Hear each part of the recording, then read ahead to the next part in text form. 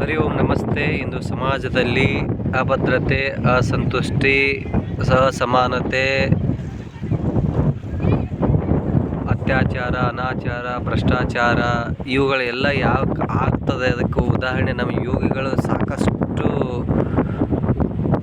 ಒತ್ತು ಕೊಟ್ಟು ಹೇಳಿದ್ದಾರೆ. ಸಾಕಷ್ಟು ವರ್ಷಗಳ ಮೊದಲೇ ಇದಕ್ಕೆಲ್ಲ ಮೂಲ ಕಾರಣ ಏನು ಅಂತಂದರೆ, ಇವತ್ತು ಯಮ ಮತ್ತು ನಿಯಮದ ಪಾಲನೆ ಬಹಳಷ್ಟು ಕೆಳಮಟ್ಟಕ್ಕೆ ಇಳಿದಿದೆ. ಹಾಗಾಗಿಯೇ ಇಂದಿನ ಸಮಾಜ ಅತ್ಯಾಚಾರ, ಅನಾಚಾರ, ಭ್ರಷ್ಟಾಚಾರ, ಅನೈತಿಕತೆ, ಅನಾಚಾರತೆ, ಅಭದ್ರತೆ, ಅಸಂತುಷ್ಟತೆ ಅದು ಇಡೀ ಜಗತ್ತಿನಲ್ಲಿ ತಾಂಡವಾಡುತ್ತದೆ. ಇದಕ್ಕೆ ಮೂಲ ಕಾರಣವೇ ನಮ್ಮ ಈ ಭಾರತೀಯ ಸಂಸ್ಕೃತಿಯ ಯಮ ನಿಯಮಗಳ ಪಾಲನೆ, ಆಧ್ಯಾತ್ಮಿಕದ ತಳಹದಿ.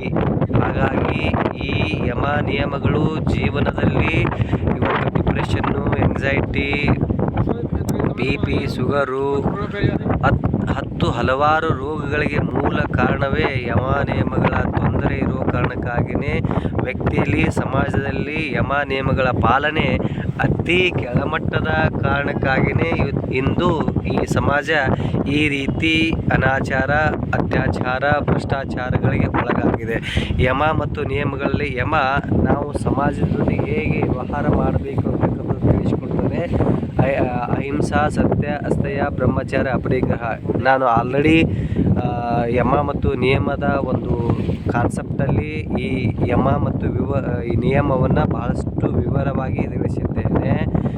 ಆದರೆ ಇದರ ಪಾಲನೆ ಮಾಡೋದ ಕಾರಣಕ್ಕಾಗಿ ಏನೇನು ಸಮಸ್ಯೆಗಳನ್ನು ಆಗ್ತವೆ ನಮ್ಮ ಸಮಾಜದಲ್ಲಿ, ಅದರ ಕುರಿತು ನಾನು ಮಾತನಾಡಲು ಬಯಸ್ತಾ ಇದ್ದೇನೆ. ಹಾಗಾಗಿ ಇವತ್ತಿನ ಯಾವುದೇ ವ್ಯಕ್ತಿ, ಯಾವುದೇ ಸಮಾಜ, ಯಾವುದೇ ಒಬ್ಬ ಪುರುಷ ಅಥವಾ ಸ್ತ್ರೀ ಅಥವಾ ಒಂದು ಪರಿವಾರ ಇಂದು ಚಿಂತಾಜನಕ ಒಂದು ಭ್ರಷ್ಟಾಚಾರ, ಅನಾಚಾರ, ಅತ್ಯಾಚಾರ ಒಳಗಾಗಿದೆ ಅಂದರೆ ಅದಕ್ಕೆ ಮೂಲ ಕಾರಣವೇ ನಮ್ಮ ಈ ಯಮ ನಿಯಮಗಳ ಪಾಲನೆ. ಹಾಗಾಗಿ ನಾವು ಇವುಗಳಿಂದ ದೂರ ಬರಬೇಕು, ಇವುಗಳಿಂದ ಶಾಂತಿಯನ್ನು ಪಡಿಬೇಕು ಅಂತಕ್ಕಂಥ ಒಂದು ಅಭಿಲಾಷೆ ನಮ್ಮ ಹತ್ರ ಏನಾದರೂ ಇದ್ದರೆ ನಾವು ಅದು ಕೇವಲ ಸಾಧು ಸತ್ಪುರುಷರು, ಮಹಾತ್ಮರು, ಯೋಗಿಗಳು, ಜ್ಞಾನಿಗಳು ಯಮ ನಿಯಮಗಳ ಪಾಲನೆ ಮಾಡಬೇಕಂತ ಅದು ಎಲ್ಲಿ ಬರೆದಿಲ್ಲ.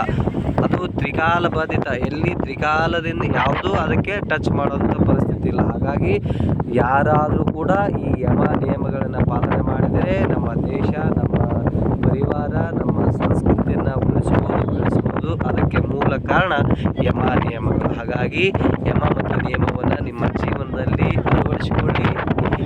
ಅದು ಪ್ರತಿ ಹಂತದಲ್ಲೂ ಅದು ನಮಗೆ ಹೆಲ್ಪ್ ಆಗ್ತದೆ. ಹಾಗಾಗಿ ಈಗ ನಿಯಮದಲ್ಲಿ ಬರ್ತದೆ, ನಿಯಮ ಶೌಚ, ಸಂತೋಷ, ಸ್ವಾಧ್ಯಾಯ, ತಪ, ಈಶ್ವರ ಪ್ರಣಿಧಾನ. ಯಮ ಮತ್ತು ನಿಯಮ. ಯಮ ಅಹಿಂಸಾ, ಸತ್ಯ, ಅಸ್ತೇಯ, ಬ್ರಹ್ಮಚರ್ಯ, ಅಪರಿಗ್ರಹ. ನಿಯಮ ಶೌಚ, ಸಂತೋಷ, ಸ್ವಾಧ್ಯಾಯ, ಈಶ್ವರ ಪ್ರಣಿಧಾನ. ನಿಯಮ. ಈ ಯಮ ಮತ್ತು ನಿಯಮಗಳು ವ್ಯಕ್ತಿಯನ್ನು ಆಂತರಿಕವಾಗಿ ಶ್ರೀಮಂತಗೊಳಿಸ್ತದೆ, ಬಹಿರ್ಮುಖವಾಗಿ ಶ್ರೀಮಂತಗೊಳಿಸ್ತದೆ. ಹಾಗಾಗಿ ನೀವು ಶ್ರೀಮಂತರಾಗಿ ಅದು ಆಂತರಿಕವಾಗಿರಬೇಕು, ಬಹಿರ್ವಾಗಿರಬೇಕು. ಹರಿ ಓಂ ಗುರುಭ್ಯೋ ನಮಃ. ನಮಸ್ತೆ.